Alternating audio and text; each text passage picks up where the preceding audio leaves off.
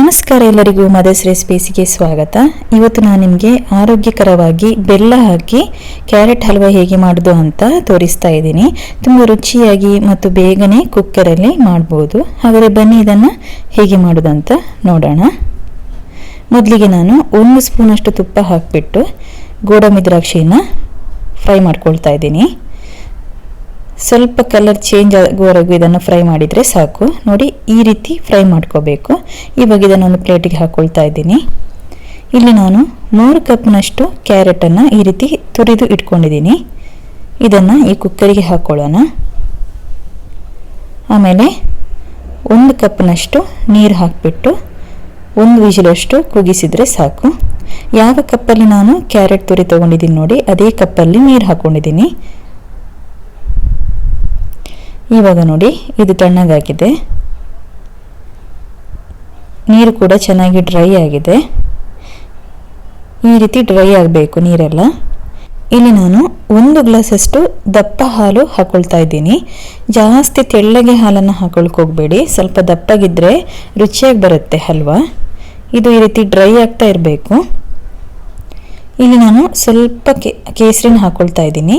ಇದು ಆಪ್ಷನಲ್ಲೇ, ಬೇಕಾದರೆ ಹಾಕ್ಕೊಳ್ಬೋದು. ಆಮೇಲೆ ಇದಕ್ಕೆ ಫುಡ್ ಕಲರನ್ನೆಲ್ಲ ಹಾಕ್ಲಿಕ್ಕೆ ಹೋಗಬೇಡಿ, ನಿಮಗೆ ಬೇಕಾದರೆ ಕೇಸರಿನ ಹಾಕ್ಕೊಳ್ಳಿ. ಇವಾಗ ಈ ರೀತಿ ಡ್ರೈ ಆಗ್ತಾ ಇದೆ ನೋಡಿ.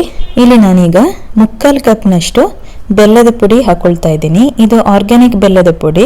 ನಿಮ್ಮ ಹತ್ರ ಇದಿಲ್ಲದಿದ್ದರೆ ಅಂಗಡಿಯಲ್ಲಿ ನಮಗೆ ಇಡೀ ಬೆಲ್ಲ ಸಿಗುತ್ತಲ್ಲ, ಅದನ್ನು 3/4 ಕಪ್ನಷ್ಟು ತೊಗೊಂಡ್ಬಿಟ್ಟು ಸ್ವಲ್ಪ ನೀರು ಹಾಕಿ ಸಿರಪ್ ಮಾಡಿಬಿಟ್ಟು ಸ್ಟ್ರೈನ್ ಮಾಡಿ ಇದಕ್ಕೆ ಹಾಕ್ಕೊಂಡ್ರೆ ಆಯಿತು.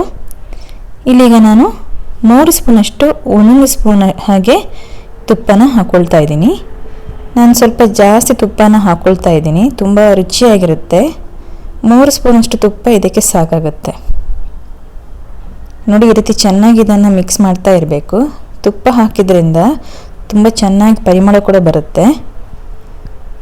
ಇಲ್ಲಿ ಕೊನೆಗೆ ನಾನು 1 ಸ್ಪೂನಷ್ಟು ಏಲಕ್ಕಿ ಪುಡಿನ ಹಾಕ್ಕೊಳ್ತಾ ಇದ್ದೀನಿ.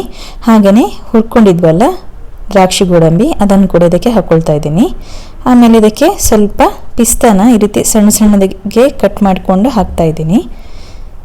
ಡ್ರೈ ಫ್ರೂಟ್ಸ್ ಎಲ್ಲ ಹಾಕೋದ್ರಿಂದ ತುಂಬ ರುಚಿಯಾಗಿರುತ್ತೆ ತಿನ್ನೋಕ್ಕೆ. ನೋಡಿ, ಹಲ್ವಾ ರೆಡಿಯಾಗಿದೆ. ಬೆಲ್ಲ ಹಾಕಿ ಮಾಡೋದ್ರಿಂದ ತುಂಬ ರುಚಿಯಾಗಿ ಬರುತ್ತೆ ಮತ್ತು ಆರೋಗ್ಯಕ್ಕೂ ತುಂಬ ಒಳ್ಳೆಯದೇ. ನೀವು ಇದೇ ಥರ ಒಮ್ಮೆ ಟ್ರೈ ಮಾಡಿ ನೋಡಿ. ಹಾಗೆ ನಿಮ್ಮ ಅಭಿಪ್ರಾಯವನ್ನು ಕಮೆಂಟಲ್ಲಿ ತಿಳಿಸಿ.